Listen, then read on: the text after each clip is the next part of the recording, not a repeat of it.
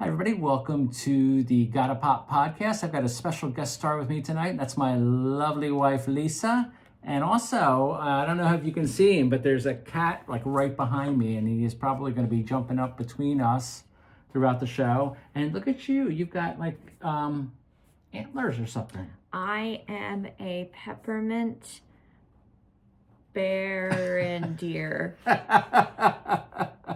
It's an actual creature. Is it a bear and deer? Yeah, peppermint. Oh, pepper. bear. I'm so sorry. From the county of Peppermint.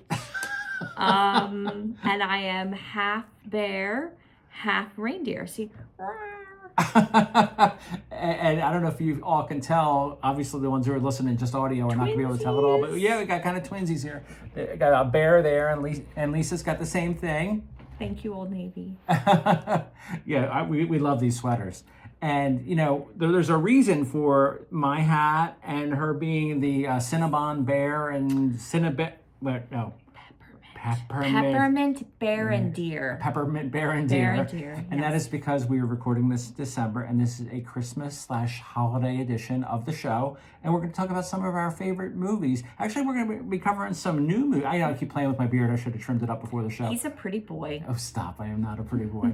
But we've watched a few new Christmas movies that were just released in 2024. And then we also went to the theaters to see a very old favorite of ours. So that we're going to save that one for last. But let's talk about the new ones. What's the first one we're going to be covering? So the first one we're going to be covering is called Hot Frosty, which, I don't know, sort of sounds like a Christmas erotica tale, which thankfully it was not. It was not, no. Because that would be interesting. It would be, yes. But where did that, we saw that streaming. That was on Netflix. It was on Netflix. It's made for Netflix.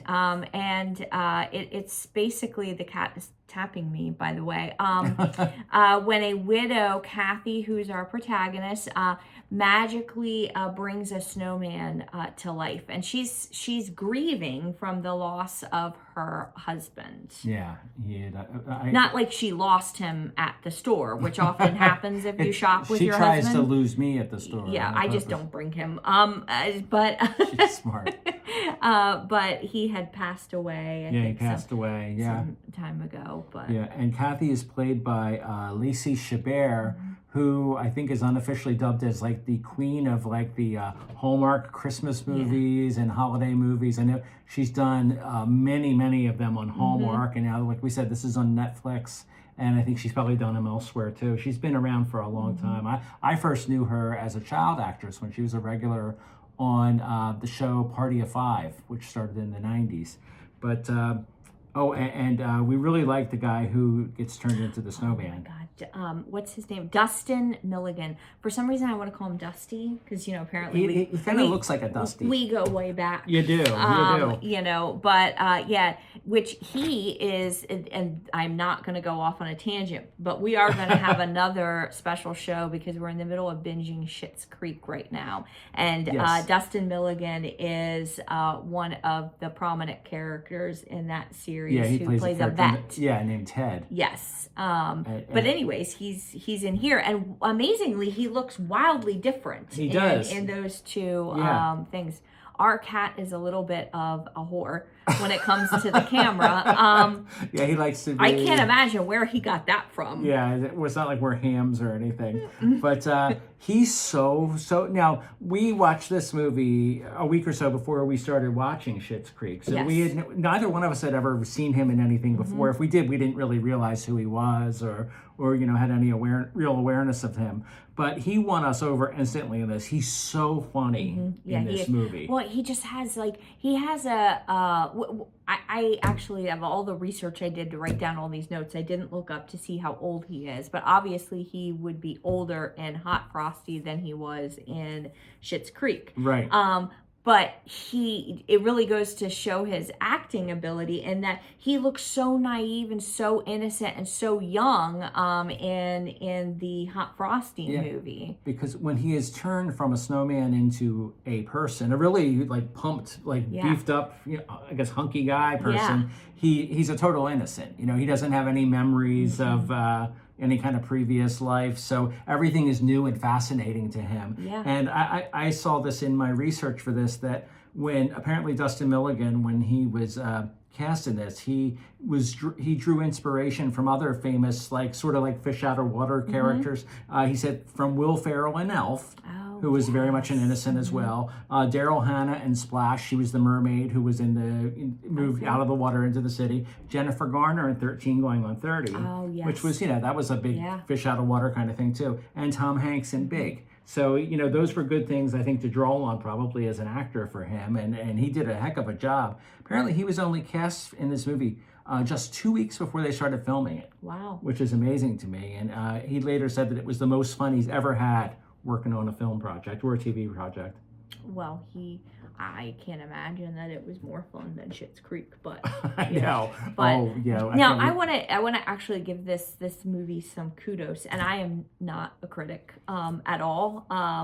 But I've seen a lot of the reviews aren't very good for it, and I think this is one of those movies, as are most of the like Hallmark feel-good Christmas shows, that you have to go in and realize what you're watching. Yeah. You're not going to be, it's kind of like reading books. Not every book you open is going to be like a great piece of literature. Yes. Sometimes it's just good entertainment and good fun. And I feel like it's just a feel-good movie about a guy that was a snowman who gets born into a human, and there's a love story and there's humor.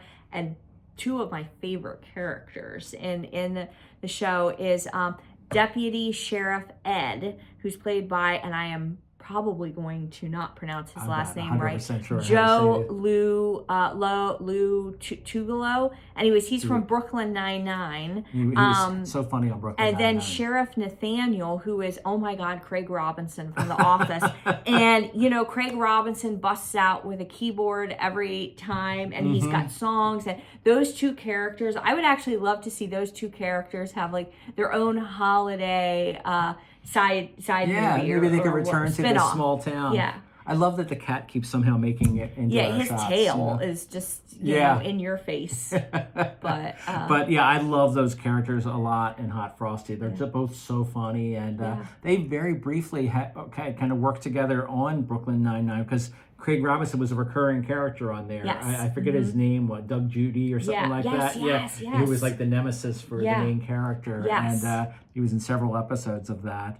And there's other good cast members in this too. I know you have one on your list here. It was Jan, played by Chriselle Strauss, who we saw on season 29 of Dancing with the Stars, because she was one of the reality stars from Selling Sunset, which I have unfortunately never watched, or maybe fortunately, I don't know. But right.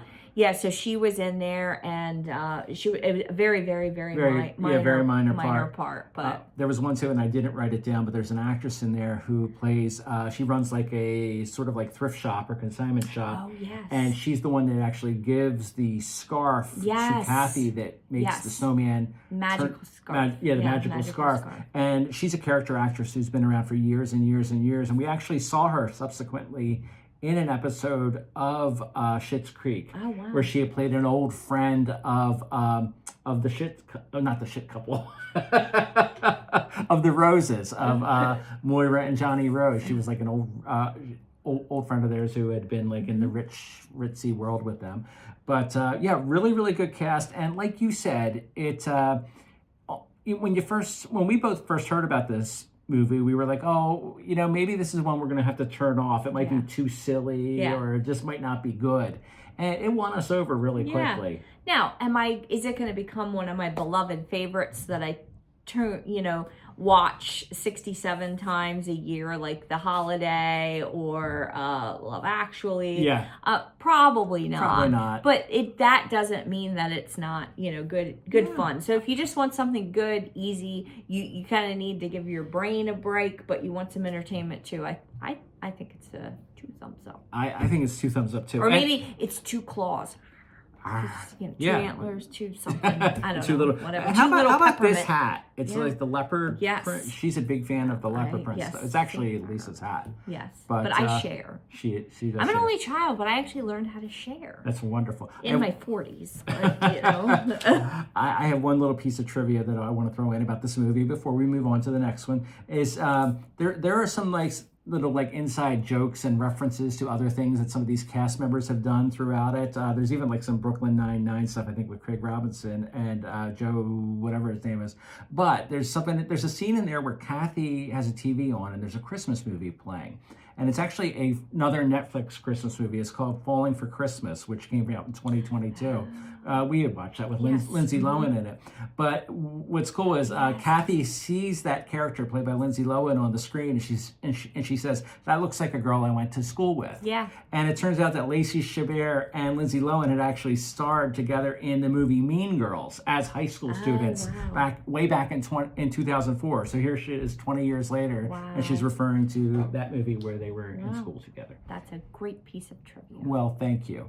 And let us move on to another movie, and that is Red One. Yes. Yeah. The Red One. Oh, The Red One. My apologies. And you want to tell the audience about this if they don't already know?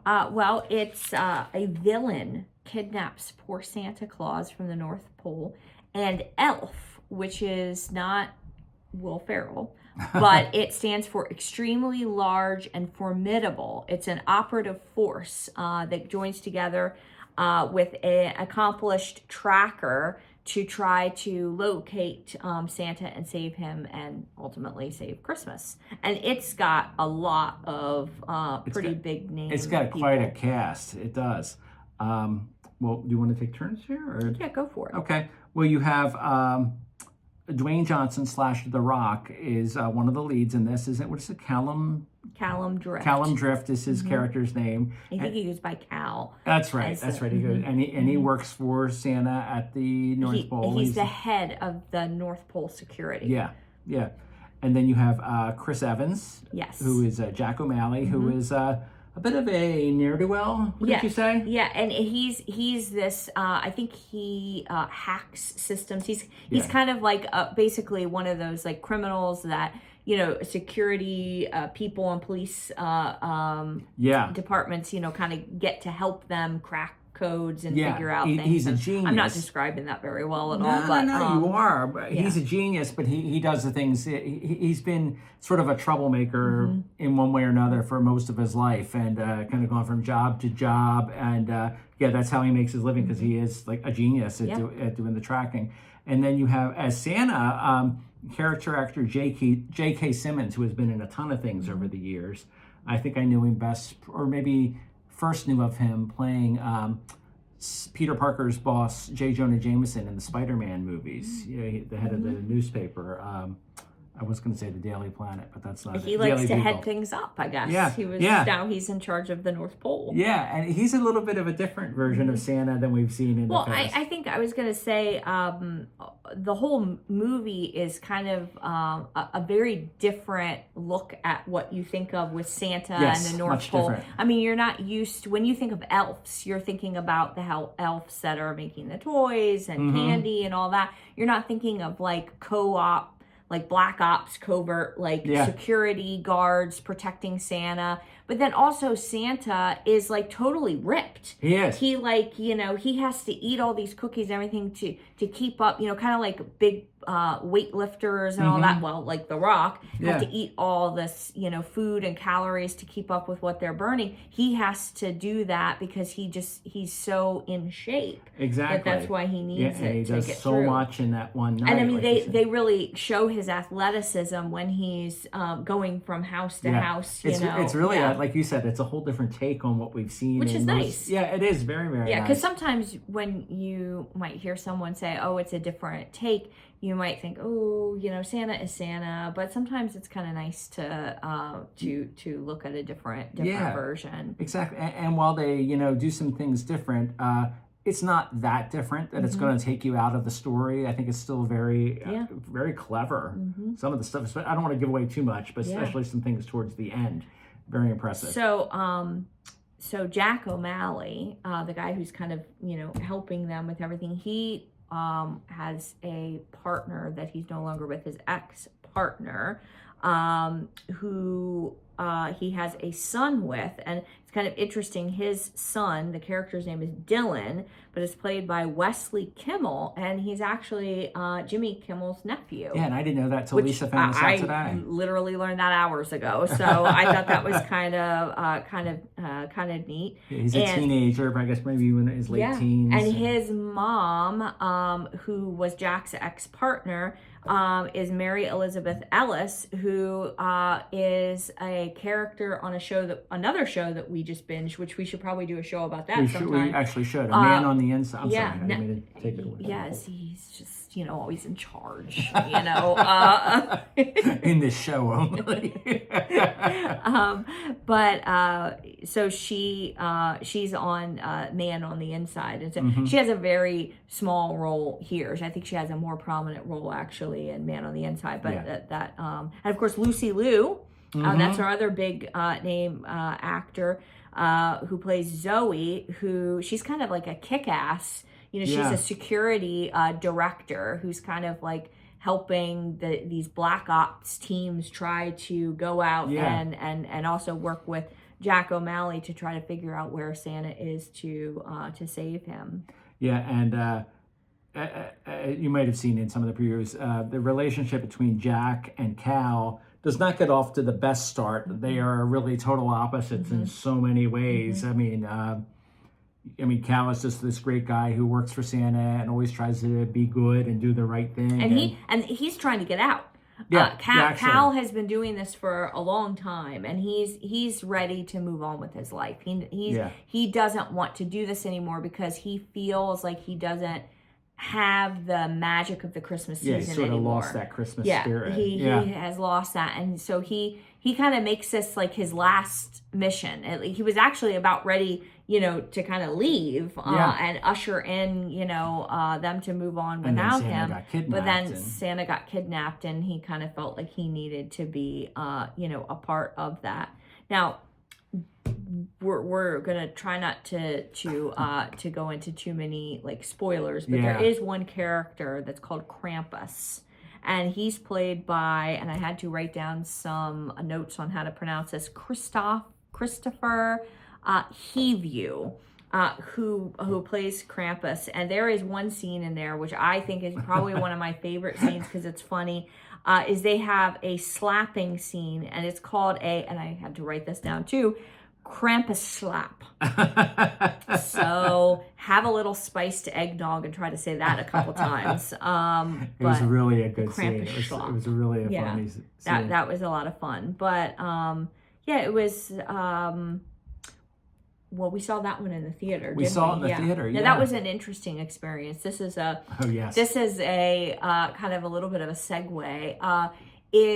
I have learned a very valuable lesson, and I'm glad that I'm going to preface this by saying that I'm glad that they have movies available and a lot of different platforms for people who have, different needs. Unfortunately, they when you go to buy a ticket, they'll have, like reclining seats, whether it's in an IMAX, whatever. But in that small print under there was something about sound sensory. Well, I missed that. I was simply looking at the time of the show, and it was under regular things, not the IMAX. And so we got in there. There was no one there. They never turned the lights off. And we were wondering, why are the lights not going off? Yes. And then something popped up on the screen. Yeah. Right? Basically saying that we could dance and sing in the aisles if we needed to. And again, I want to say, like, that is absolutely wonderful for people who need to have that experience. However, for those of us who don't, thankfully we weren't in a theater full of people who needed that experience. Otherwise, it really could have made our experience a little interesting. Yes, it would have been wonderful for them, I'm sure, but it would have been distracting. Thankfully, we had the whole theater to ourselves. We were literally the only ones in there. The only ones. I can't recommend having the lights on. I mean, like, the lights, I think, were actually brighter than we keep our living room. Our living room is like ambient kind of, lighting. So when you go to a movie theater, you kind of want to be submerged into it. But regardless, and that's one big plus about this movie being as entertaining as it was, because it kind of didn't. The lights being on did not deter. From the enjoyment. It was really a great movie because it had a lot of different things. It had humor. Yeah. It definitely had some action in it. A lot of good action scenes. Really heartwarming, very, warm, a very very holiday esque, feeling, warm and fuzzy, eggnoggy feeling. I don't know. And I wasn't sure what to expect going into it because, as much as I love The Rock, you see, very often he'll play characters that are very, very similar to his other characters. And in some ways, that's fine. You go to see a Rock movie, you generally don't want to see him doing Shakespeare. You want to see him playing The Rock. But I wasn't sure with it being a Christmas movie and, just from some of the clips I saw in the previews, how good it would be. I'm like, oh boy, this could either be very enjoyable or very predictable and cheesy. And thankfully, it was very enjoyable. Yeah, it was very enjoyable. For many of the reasons you said. And if you're a fan of The Rock, I can't remember which publication it was on, but we watched a fantastic interview with him that came out right around the time that the movie released or before. Was it on I think it was GQ. Was it GQ? Yes, it was GQ. We have Apple News, so we saw the article in there, and you could obviously read the transcript of the interview or watch it. And watching it was kind of neat because it took place on his farm in Virginia, which is where I'm from. I'm not from his farm in Virginia. That would be interesting. But he didn't farm me. But anyways, it would be interesting. We're getting way off track yes, here. We are. But anyways, he's that was a good interview. So it was a very good interview. It was fun for us to watch it. But the print interview, I had read some of that too, and it's fantastic. Now, conversely to Hot Frosty, I mentioned Hot Frosty is probably not one that I would go back and. Maybe I would revisit it, but I'm not quite sure it would be one that would hold the same kind of feeling. And, because a lot of, at least for me, Hallmark movies don't really have the kind of feel that tugs me back every single time. It's like a one-of kind of deal. But I actually think that the red one could be something that I would look forward to watching in the Christmas, season. I'm not going to raise it to the bar of like some of the classics, like, an Elf and all that. But I would put it under, kind of like I guess a lot of people probably think some of the National Lampoons are classics. But for me, while I love National Lampoons, it doesn't have that quite same feeling. It's more of that fun thing. Now, I'll tell you one thing I was disappointed with when I saw The Rock was in it. Is I loved Jungle Cruise and the Jumanji movies. So do you know who I really wanted to be an elf in this? Kevin Hart. Oh, it would. I wanted because the two together. of them together is just great. So if they want to ever do a sequel, I would love for Kevin Hart to be in there. That would be a lot of fun. One little piece of trivia about the elves in it: when you see them, you hear them speaking another language, and I saw that they actually spoke Portuguese. Oh wow! Yeah. Oh wow! Yeah. Wow. So I know it's surprising that we didn't understand it at the time, but it's Portuguese. I just must have forgot it for a second. And just a little. We're recording this actually I can't read our calendar. In a dining room. Yeah, in a dining room. Thank you. But it's sometime in December. But my point is that 17th. Even though we saw this in the theaters, this movie was actually made by Amazon Prime, and the original intention was for it to be premiering on there and not be a theatrical release. But then I think they figured, okay, this would do great in the theaters. So they released it in the theaters, big hit.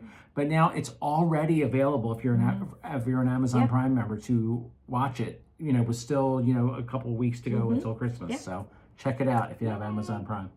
And we have another new movie from 2024. And which one is that, Lisa? Dear Santa. Dear Santa, starring Jack Black. Yes. And it's about a little boy named Liam Turner who is dyslexic. I think he's in 6th grade. And he is, along with his parents, Bill and Molly, are kind of, they've relocated to a new town to kind of get over the recent death, I can't speak, of Spencer, his brother. Or at least I think it might have been a year ago. I can't remember. Yeah, it was a relatively short amount of time, but they needed a fresh start. Yeah, so he's just kind of, he's kind of trying to get his footing again. He's in a new school. And he has a friend named Gibby, who I like Gibby. Oh, I love Gibby. Gibby. Was a great character. Wonderful character. And his parents don't completely believe him that Gibby is real, because, you know, Liam is you know, sometimes one that fantasizes things and is on his own, very introverted, and he's kind of like since the death of his brother, he's kind of really, I think, shut down in so many ways. So they know he's struggling. But Gibby's great. Gibby is really really awesome. But anyways, obviously, because he has dyslexia, which I struggled with that as a child, so I feel him.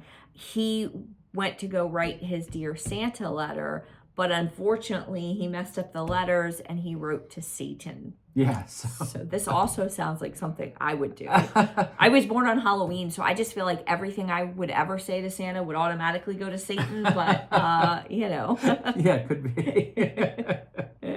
But so, yeah, instead of Dear Santa, it's Dear Satan. And when he mails off this letter, you see it like traveling. It's pretty neat. It's pretty neat the way this is filmed. And it goes to place down there. Yeah. And I don't know if you want to continue on. I kind of cut you off. No, it's fine. This is a 2-person show. Yeah, but so you know, at the very most, you know, little Liam is hoping that his letter gets to Santa with his wish. His wishes. I can't remember if there's more than one, but there's a big wish in there. But one night, he hears something while he's in his bed, and he thinks it's Santa. But then you see this character with horns and looking very demonic, and it is Jack Black. Jack Black, and he informs the boy that he tells him he is Satan, and he is there to help him. And he's there to grant him 3 wishes. Yes. And there is a funny little skit in that scene about how Satan is upset that the genie took that away from him, because it is not really a genie who first had that idea. Power. It was his power. So he got ripped off there. Yeah. And oh my gosh, Jack Black is so good in this role. When we first when we first heard about this, we liked Jack Black. Yeah. So we were very excited to see this, and we're like, wait a second, he's playing Satan. I feel like if I was a guy, I would be Jack Black. I would be a combination of Jack Black and Zach Galifianakis. Oh, props to you for getting that last name right. Wow. Can't say anything else, but I can say that last That's name. That's a tough one. Yeah. But yeah, he's just, and this movie is another one that we admittedly went into it for Jack Black, thinking that it was going to probably be potentially one of those train wreck movies that you just couldn't turn off because you were too committed to the train wreck to see it through. But we honestly, already had a backup plan. So it was really entertaining. It was funny. It was sweet. And I can't believe it, but we actually shed a tear. We did. During it. So I really enjoyed it. I did too. And one thing that's neat about this is that it was directed by Bobby Farrelly and co-written by Peter Farrelly, who is his brother. They did a whole bunch of movies together, a lot of goofy comedies. But one of the goofy comedies they did many years ago was Shallow Hal in 2001, which had starred Jack Black. Yeah. And he had not worked with them since then. And so they kind of reteamed for this movie. And I was really happy with it. Like I said, I think we had something else we were going to watch that night if we got into this, and we didn't think it was any good. But I enjoyed it. And I liked it a lot. I would actually watch this movie again. I would totally watch it again. I really enjoyed it. It was a lot of fun. It was a lot of fun. There is, without giving too much away, there's a famous musician who is in the movie. Oh, my God. Oh, Post Malone. Post Malone. Yes, there is a concert because poor Liam is part of what not to spoil anything, but there's a girl that he kind of has a crush on at school. And so all he keeps saying to his parents, to anyone who listened, even Gibby, is he wants to take this girl, Emma, on a date to a Post Malone concert. She loves Post Malone. She loves Post Malone. And so this ends up happening in the movie, and Post Malone plays himself in there, and he ends up calling Liam up on stage. And there's a video of Liam that ends up going viral. It's just a really fun scene. It really is. It was really fun. The movie, like Lisa said, it's really touching. We ended up shedding a couple tears. Yeah. And I mean, admittedly, we cry at like really good cheese commercials now. And it's his fault. He was a weeper. Before me, I was like a tough chick that didn't cry in movies, and now I just cry at everything. We cry at everything. Yes. It's kind of crazy. We've been doing that during some of the episodes of Schitt's Creek. Yeah, that's another one. And again, we're doing a tiny little segue, and it's a tease. It's a teaser. It's a teaser of what for the another, full, which episode, will probably happen soon like tonight. Like we started Schitt's Creek. I mean, the seasons are relatively short. Yes. They like a dozen or 12, 13 episodes. And when you watch it like 11 hours a day, it goes by even faster. Real quick. Exactly. And that's it for the 2024 Christmas movies. Yes. That we have seen recently. And as I said at the beginning, we went to the theaters actually to see a classic. And do you want to? This is your movie, so oh my goodness! Why don't you talk about one this? of my first favorite Christmas movies was White Christmas.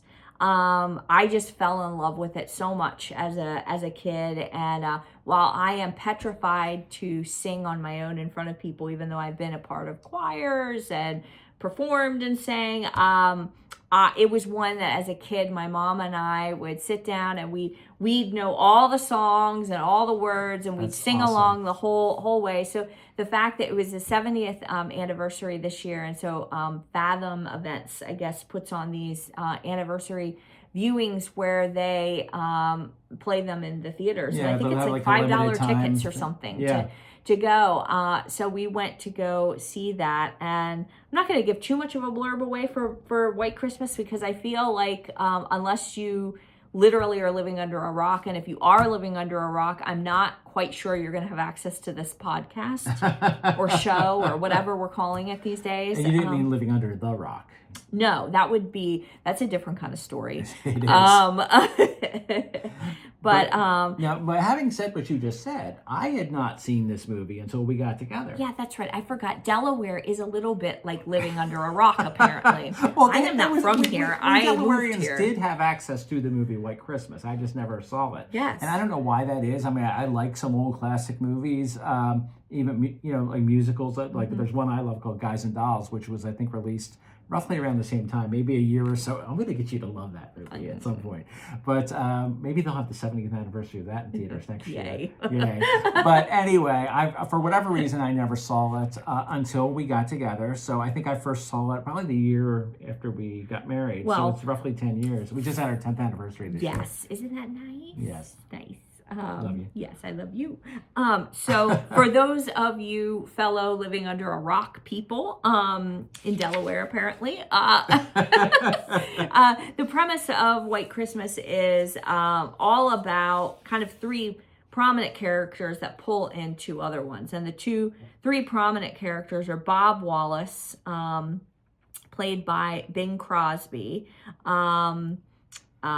Phil Davis, played by Danny Kaye, and Major General Tom Waverly, played by Dean Jagger. And Bob Wallace and Phil Davis were in the Army. Bob was a captain, and Phil was a private, I think. Yeah, in World War II. In World War II. And obviously Major General Tom Waverly was their commanding officer.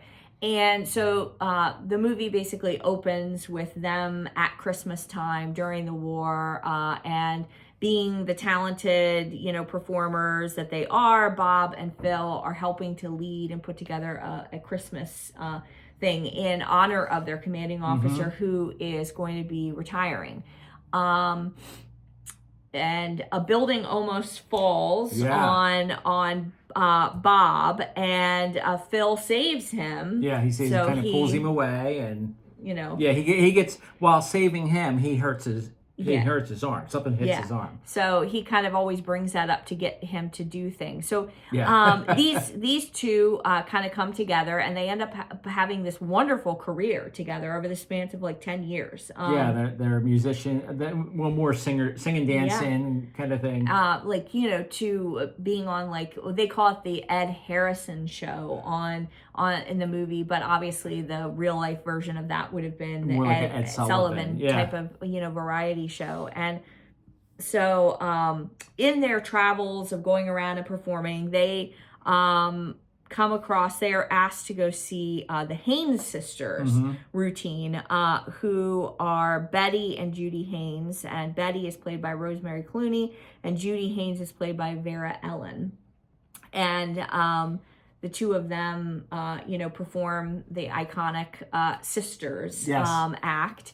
And so that's how their lives get intertwined with the boys. And, you know, Phil Davis, Danny Kaye's character, is kind of wanting Bob to settle down because their career has just been going and going and going, and it's so crazy because they were on Broadway and everything. And so he wants him to settle down. He has there's a moment in there where he says, I want you to get married and I want you to have 9 children, because if you have 9 children and you spend just 5 minutes with all of them, I will have 45 minutes myself to do whatever. So all he wants is 45 minutes to be able to just take a break. So he really wants to set him up. And so they think these sisters are going to be fugly because supposedly one of their army friends had written to them and asked to go see his sisters act.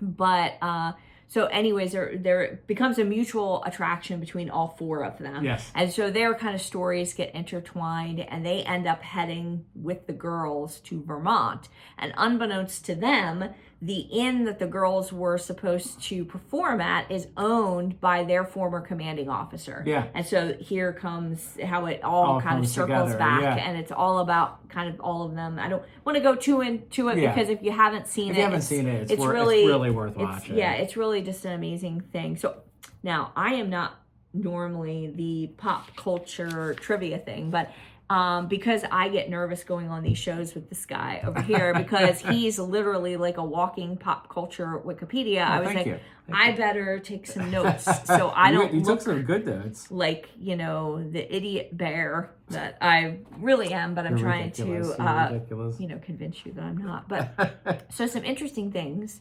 Rosemary Clooney plays the older sister of Vera Ellen.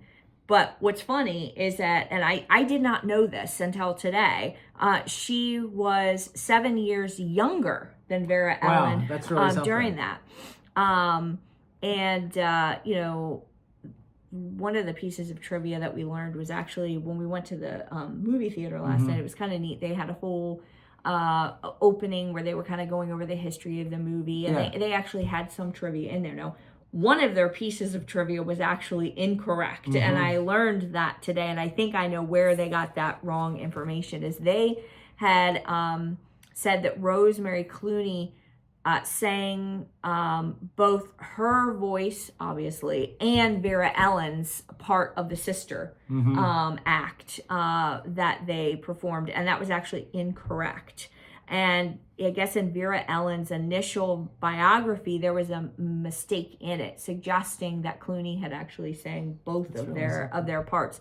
That was then subsequently corrected in the second edition of that, where they clarified that Clooney duetted with Trudy Stabile, I'm assuming, but her stage name was Trudy Stevens. The only singing that Vera Ellen actually did that was her voice was when they are on the train going to New York to Vermont at the beginning of the movie, where they sing Snow. Oh, Snow. It's a really fun scene. And what I love about that and other things in this movie is sometimes the lyrics are like fairly simple. They're just singing about just regular routine daily things, but the music is so good. It's amazing. And one of the things they went kind of neat before the movie started, like Lisa said, they had like some trivia information, but they also had this esteemed film critic, Leonard Maltin, give a little bit of trivia about it. And he stressed how the technical title of the movie is Irving Berlin's White Christmas. He was the composer, and he had done also like other movies like Holiday Inn and many other things, where he insisted that his name be attached to the movie. Interestingly, Holiday Inn, same filming location, actually at the same I didn't hotel, know that. at the same inn that is there. So it was the same place in Vermont. Yeah, and that's where the movie. Actually, the song "White Christmas" was first. The first movie it was in was Holiday Inn. Yes, 1942. Yeah, how about that? And apparently, I can't remember the exact change in lyrics, but the original lyrics of the song, where they reference at one point during I'm getting another song mixed up, because this is what I do. So anyway, scratch that. There's another song. I'm going to go with it right now. Go with it. In White Christmas, there's another song that they sing called Gee, it's great to be back in the army. Oh, yeah. The army is a perfect place. But anyways, there's a bunch of lyrics in that song that they changed from the original, because the original referenced different people that were performing, and that references would have been lost on people because they were very specific to actual military people. So when the White Christmas movie came out, they did change the lyrics to that. That's interesting. Yeah, so I heard in my head White Christmas and then forgot that I was totally thinking about it different. I'm not the one with ADD. That's me. But I have that's why, she's got notes, I've got notes. It helps. I'm old. Yeah, no, you were not. But I'm sorry, did you want to say something else about that? Well, no, I was just going to say that, one of my other favorite things about the movie is the dancing. I just think it's got everything. Good. It's got love stories, it's got humor, it's got entertainment. It doesn't have action, but that would be a little far-fetched. But really fantastic. I mean, one of my favorite things to reasons to watch it, and I watch it all. I mean, I've probably seen this movie probably 100 times in my life, but I would watch it at random times during the year just to watch the dance scenes, because I was obsessed. I took dance when I was younger, and I just thought it was so great. I would try to teach myself some of the choreography and learn all the songs, and it was so good. So much great dancing in it. There's one scene in particular with Danny Kaye and Vera Ellen where there's a little bit of singing, but it's primarily dancing. Yeah. It's shortly after they first meet. They're down in Florida. Yeah. Wonderful dancing routine. And Vera Ellen was primarily known as being a dancer. She'd been in many, many popular musicals over the years. But I think ironically the name of that song is Dancing. It happens it happens while you're dancing. Yes. And they go out behind the little fantastic little bar area and they do the dancing. But it's funny, when I was doing some research, I saw that apparently in some interview many years after the movie was out, Rosemary Clooney said that she felt that White Christmas could have been a near perfect movie if only they could have dubbed her dancing. She apparently wasn't, I guess she was a little, maybe she felt, who knows. Okay, well, everyone sucks compared to Vera Ellen. Yeah. There is one, I can't remember which one it is. I don't think it might be in the choreography dance skit, but she comes out in a pink outfit and she has tap shoes on, and her feet are moving, I swear to God, like 187 miles per hour. And what's funny is in the actual dance routine, the people who are around her are like staring at her feet, and you're at foot level watching her foot go, and it's just amazing. Yeah, and I noticed that and some other things in this movie more than I ever had before when we saw it on the big screen, which was just last night. It was amazing. If you ever get a chance to see it in a theater, I highly recommend it. Oh my God. And I'm now addicted to seeing the older shows, because I tell people I'm half 4, half 80. So when I'm having fun, I'm 4. I try to embrace my inner child, and, yes, occasionally I throw a tantrum or so. No comment. He's a good husband. He knows how to act. But other times when I'm feeling grumpy and grouchy about things, I'm totally 80. And every year that I get older, I catch myself saying things that make that real. Like, I remember back in the day, I actually said that to someone the other day. And I was like, oh God. But anyways, the people in the theater, I mean, we were by far the young people in there, and actually the people who were sitting next to us actually were whispering to each other. But I think with their hearing aids. They didn't realize how loud they were whispering. That they were like, oh, it's so nice to see young people coming in. I'm thinking, oh, I've got like really bad arthritis. You don't know what you're talking about. Me with this, it's not often I get called a young person. And I know that was about you, but I was young compared to them. Oh yeah, but it was so funny because during the scene where Vera Ellen is tapping her little self away, the man next to me, who he had to have been in his 80s or something, think so, yeah. Leaned into his wife or whoever the significant other was that was with him, or older woman, and he said, oh, you know, she needs a piece of lasagna. She's really thin. And the woman responded, and she's like, well, if you were dancing like that all the time, you'd look like that too, you know? Yeah, because she's wearing, I think, a very, very short skirt or shorts are in that scene, and her legs are, like the size of my pinky. I can't even say arm because my arm. I mean, they're toned. She was in great shape, but she was definitely on the lighter side. Yes. But I have some trivia too, if you'd like to hear some. Yeah. We mentioned the song "Sisters." That's probably one of the most famous numbers in the movie. And while the Haynes sisters sing it, shortly after they perform it, you see Bob and Phil do the song. And it's really funny because they, they're guys and they're like pretending like they're sisters and like really hamming it up. But apparently that was not originally in the script of the movie. Interesting. Yeah, Bing Crosby and Danny Kaye were on the set of the movie and they started goofing off while they weren't filming. Oh, that's And hilarious. they were doing a version of pretty much what we see in the movie, them pretending to be sisters singing the song. And the cast and crew were like, oh my gosh, this is great. And the director's like, let's film that. Let's get that in here. God. And they filmed it. And you'll see in the movie, you see Bing Crosby, who plays Bob, laugh multiple times at Danny especially Kaye. at the end. Because Danny Kaye's so funny, the faces he makes and he's hamming it up.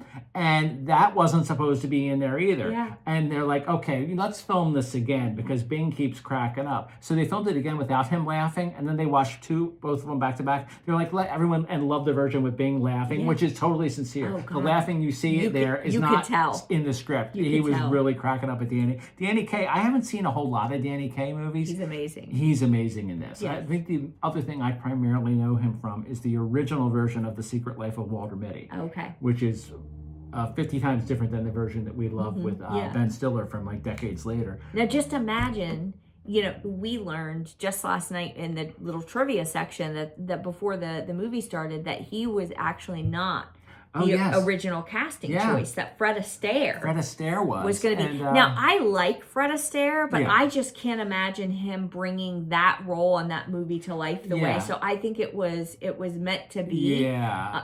I'm sorry that he wasn't well, but I think I just can't imagine anyone but Danny Kaye playing that part. And apparently Donald O'Connor was cast for it too, and he was great in many other things like Singing in the Rain. But like you, I can't imagine anyone else other than Danny Kaye. It would have been a totally different movie. Yeah. Because Danny Kaye is just so funny and so charming. And I think you needed that because I think Bing is more serious. And you see that like juxtaposition even with the Haynes sisters, between Clooney's, I was supposed to say Goonie. Clooney's, role versus Vera Ellen's. The serious versus more lighthearted and playfulness. Where I feel like it would have almost done the film a disservice if someone like a Fred Astaire or that other gentleman had played it, because I don't think that they would have brought. I think you kind of needed that. I think sometimes it turns into a totally different movie if you don't have that contrast. Yeah, you do have to have a contrast. And I'll give a lot of props to Bing Crosby. He's another one. I've seen more of his movies than I have of Danny Kaye's. But Bing has this great comic delivery. He's a great straight man, but he's just so cool the way he talks. Almost like his singing voice. He's got this coolness about him. Oh, he's such a good singer. Yeah, such a wonderful singer. So is Rosemary Clooney. Yeah, absolutely. And in case you didn't already know, Rosemary Clooney is related to George Clooney. She is his aunt. Yes. She was his father's sister. Horrible looking family. Yeah, horrible looking. And his father was a very good looking man too. I remember he used to host like something on AMC or something like that. Nick Clooney. Another little trivia thing that I thought was kind of neat was that we mentioned the Haynes sisters, how their brother was sort of like the connection between them and the guys of Bob and Phil. Bob and Phil are told that there's a letter from their brother, Benny, who had been in the war with them. And at one point we see a picture of Benny, and they make a joke about how in the world is, good old freckle-faced Benny. Freckle-faced Benny related to these two. And in the picture, though, is someone who was quite famous when he was a child. It's an actor named Carl Switzer, who was Alfalfa in the Little Rascal movies. Wow. Yeah, he was the actor. He was, I guess, probably in his late teens or early 20s when this picture was taken. But if you ever see that picture and you think he looks familiar, it's because it's the Alfalfa. Wow. And one other person who was in the movie, there's an actor, there's a scene in the movie where it's Rosemary Clooney. The song is Diamonds Are a Girl's Best Friend. They're singing that and dancing to that. And there's an actor in there who you said last night you thought he looked like Adrian Smith from T.J. Hooker. Yes. The kind of dashing guy with like the black hair, and he's just kind of a cool looking guy. The minstrel show. Yeah, exactly. And it's an actor who went on to actually quite a career. George Chakiris. He's a dancer and actor who later, just a short time later, won an Oscar for Best Supporting Actor for his role as Bernardo in the film version of West Side Story. And he was in many things after. So I remember seeing it. I'm like, who is that guy? I'm like, oh, it's Bernardo from West Side Story. Yeah, and I was wrong. It wasn't the minstrel show. It was at the actual cabana place that she went to afterwards. Yeah, the minstrel show is fantastic. Yeah, that's another great scene. That's a great one. Yeah. Now, another piece of trivia that we learned last night that really is a testament to why it looked and it holds up. I mean, this is crazy. This is a 70-year-old film, and it really looks absolutely amazing. Absolutely and amazing. Apparently, it was groundbreaking in the way that it was filmed, because I think it's Technicolor, Technivision, or VistaVision. VistaVision. Something like that. I think Technicolor was in there too. I think you're right. But it was basically one of the first films in that time period, or the first. I don't know. Yeah, I think you're right. I think it was the first. That, I guess, the way the lens was, it was more like films are recorded today, which is widescreen, which is why it fits so perfectly, and we get the shots that we do and all of that. So I have to say, like, if you ever see a theater that is offering a screening of that original film, we it's highly amazing. Recommend you go see it. It's amazing. And like you said, I think because of just the changes over the past few years, especially since the pandemic, theaters are doing different things to draw people in. They're struggling. Yeah, and they're showing like older movies sometimes for a discounted price, and we're definitely planning on taking advantage of that. And what's nice is when there are anniversaries of films, they'll have these things. Exactly. And so I'm definitely looking forward. I was kind of sad we missed Elf, which I know is not an anniversary in the sense that this film is. It's not 70 years old, but I never saw Elf in the theater. My first experience with it was on a DVD. Oh, okay. And that's been my only experience with it in that. So if we ever have a chance to go see that in the theater, I would love to go see that in a theater. But I mean, even like The Holiday. The Holiday. Love Actually. The National Lampoon's Christmas, which we should watch that. I haven't seen that. It's been a while since we watched that. It's hilarious. We had a little Christmas in, what did we do, September? Where we watched a couple of our favorites. We at that time we watched Love Actually and The Holiday. Yeah, I watched The Holiday all the time. And a little segue about The Holiday is I totally thought that was going to be, excuse my French, a shit movie. I was at Target, and it was kind of during a very bad time in my life, and I didn't have a ton of money at the time, but I just wanted to buy a movie, because this was, for you young kids, it was back in the day before streaming was available everywhere. And Target would have these huge bins of like discount movies, and I saw it was $5, and I was like, oh, there's probably a reason why it's in there. I've never even heard of this. And so I watched it, and it was like a love story with me, because I just fell in love with that story, that story, the characters. I literally could watch it once a week and not get sick of it. It's such a great movie. I just love it so much. And Jack Black is in it. Yeah. And that was one of the things that made me wonder about it, because Jack Black is not usually a person that you think of playing romantic role. Yeah. And I feel like he nailed it so He did. much. Yeah. And I just, Part of what I'm made a it so huge wonderful. Cameron Diaz fan. I love her, and I Yeah. thought she was great in it. Jude and Law, of Jude course. Law, I mean, who doesn't love Jude Law? And That's really a great Mr. movie. Napkinhead. Oh, Daddy.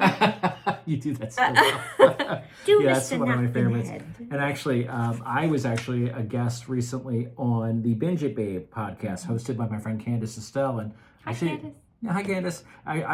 We in the course of one afternoon, we recorded 4 different shows about 4 different Christmas movies. We did, and 2 are available now. If you look for the Binge It Babe podcast, Elf and The Holiday were 2 of them that we did, and we did a couple others. I'll let you check out her podcast to find out what those are.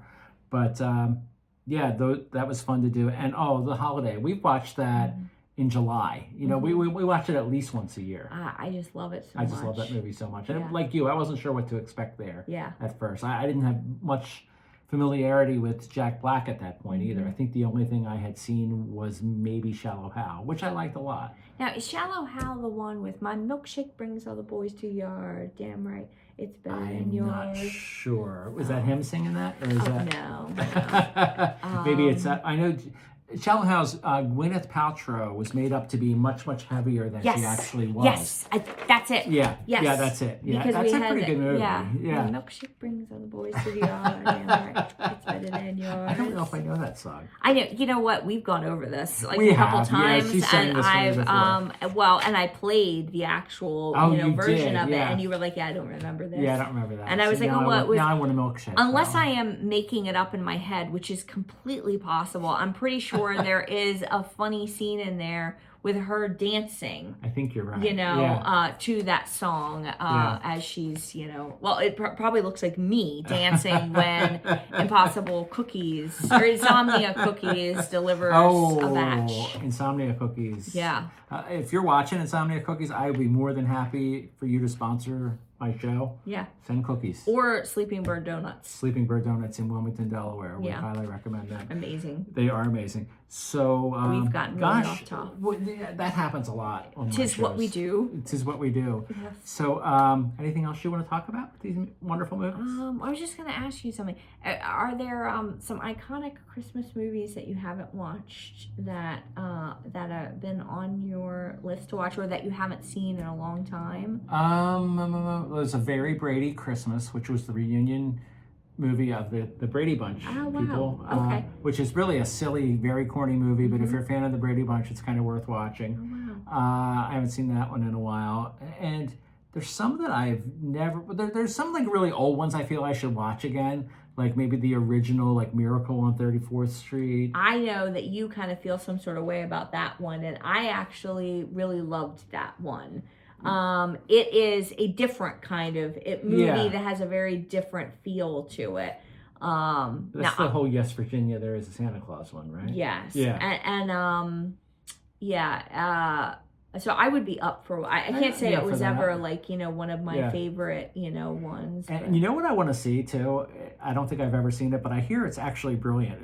There have been multiple versions of A Christmas Carol, the Charles Dickens story. Oh, yes. Apparently, the Muppets Christmas Carol is brilliant. Wow. Oh, wow. Yeah, and I know my friend Carrie Purvis, who hosts the Muppets podcast with her husband Justin, has raved about that one, and that's one that we should watch together. One of the things that we watched that we did not focus on here was Polar Express. Oh yeah, I never saw the Polar Express. Yes, amazing. Yeah, right? it was amazing. Tom Hanks. It totally was amazing, and that's one. For whatever reason, I was reluctant to watch that. I don't know if it's because I had seen that the animation looked very, very different. Yes.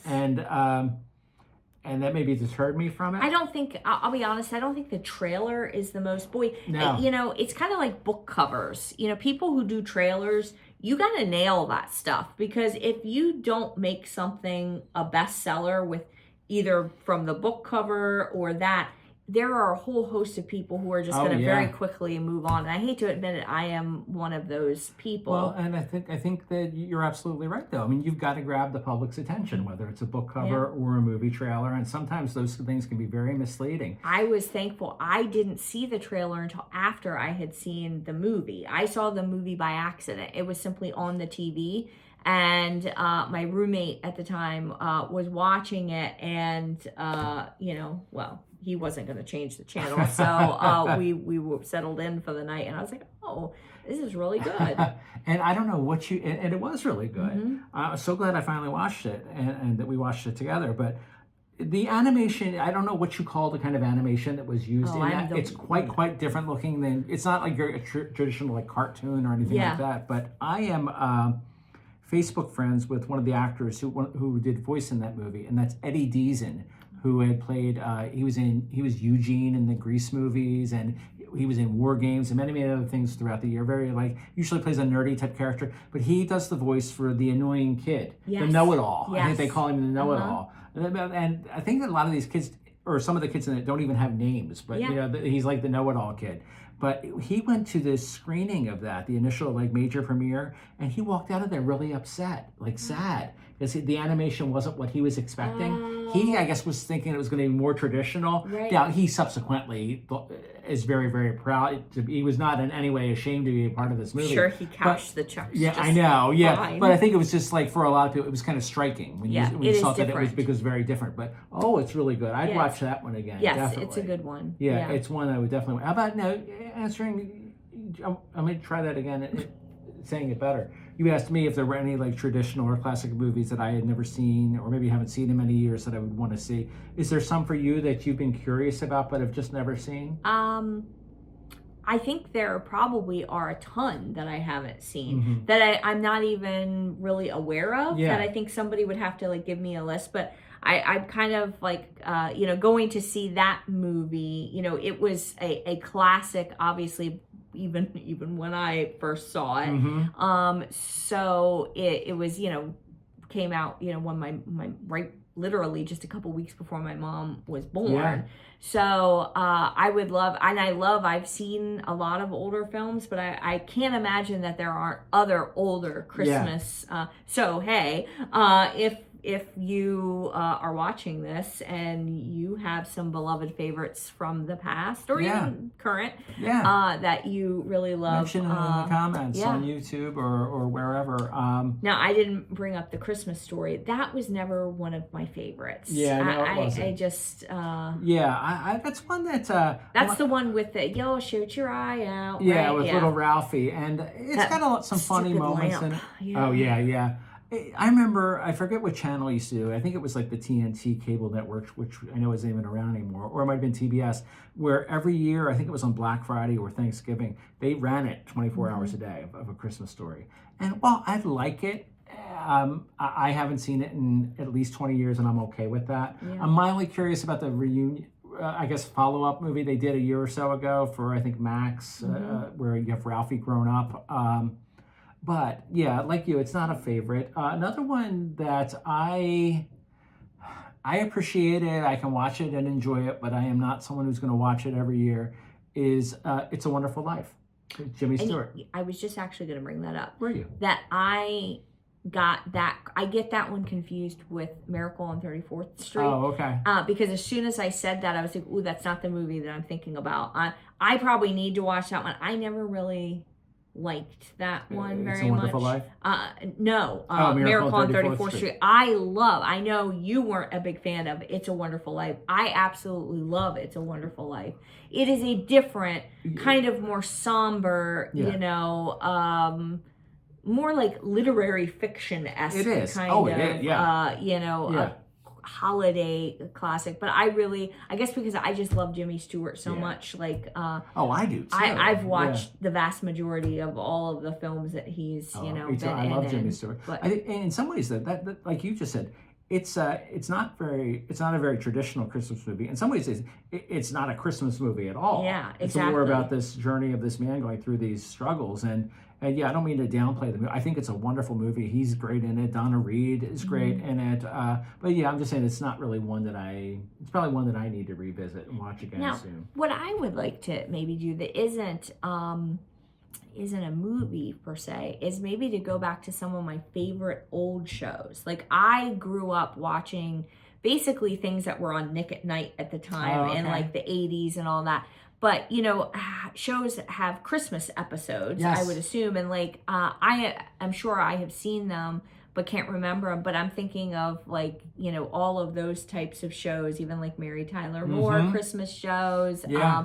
What is this? The Dick Van Dyke. Oh, Dick Van Dyke. Show. Oh yeah, they have some really good stuff. You know, the Lucy, like some of those maybe Christmas episodes and all that. And I'm reluctant to even bring this up because I can't remember the exact title of it, but you know, I'm friends with a writer named Herbie J. Pilato, who was on my show just last year, where we were talking about the $6 Million Man book that he wrote. But he just recently published a book that is all about the things that you just mentioned. Oh, wow. About holiday-themed episodes of classic TV shows. And I think it might be called like Christmas Memories or Christmas TV Memories. Okay. And Herbie J., if you're watching this, I'm sorry I'm getting the title wrong. But folks, if you have an interest in any of those kinds of things, I'll look it up. Herbie J. Pilato, Pilato.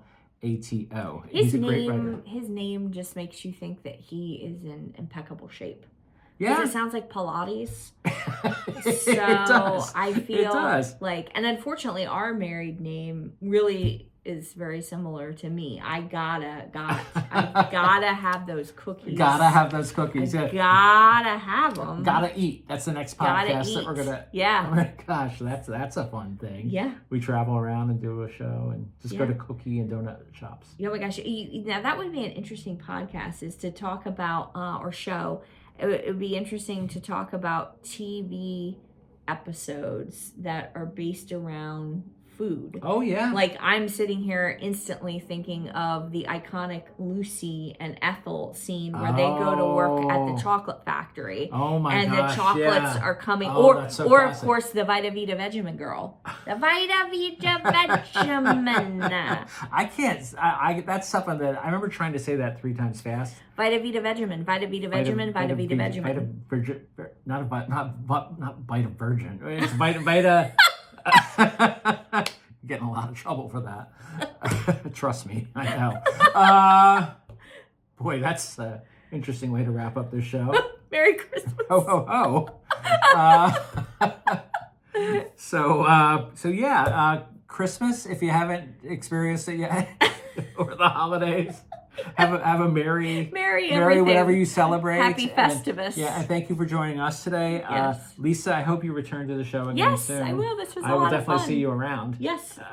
You have no choice. We live in a very small apartment. Yes. So. But I would love to talk about Schitt's Creek on an episode. Yeah. We should do that in the next few weeks. Yeah, we're probably going to finish it tonight. Who are we talking about? Yeah. Like, I'm ridiculous. I will do math. I love math. That's something we don't have in common. Well, it really comes in handy when you're trying to figure out how bad you're going to be, because it's like, oh, okay, well, we have 5 shows left. Yeah. It would be 5 hours if they're an hour long, but they're more like a half hour. So really, it's 2.5 hours. Who doesn't we could have really 2.5 finish off the hours? season tonight. Yeah. And also, I want to have you on my other podcast. And I wanted to mention this, folks.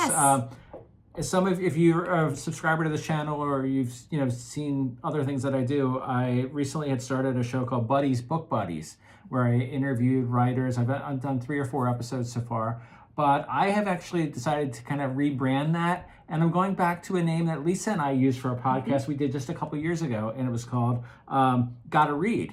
So I'm taking that, and it's called the Gotta Read Show. So I'm going to have an entirely different YouTube channel for that, and it's also going to be in the other places that I do podcasts, Spotify, Apple Podcasts, Amazon, all those places. So if you're a fan of reading, whether it's fiction or nonfiction, I'm going to have authors on the show, but I'm also going to be having fellow readers on. We might talk about the same book. Like there's a book you're listening to right now. Oh, it's amazing. Here One Moment. Here One Moment that I want to listen to too. We have You know, we share an Audible account. It's kind of nice. Yeah. So I'm going to cover that. But so yeah, it's going to be reviews, interviews with authors, interviews with other having other readers on, and it's the Gotta Read show, which will be having an episode just in the next coming days.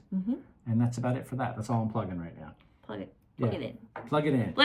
You know what we're plugging in right now? What's that? We're plugging in holiday lights. No, fan out to the other way. Oh!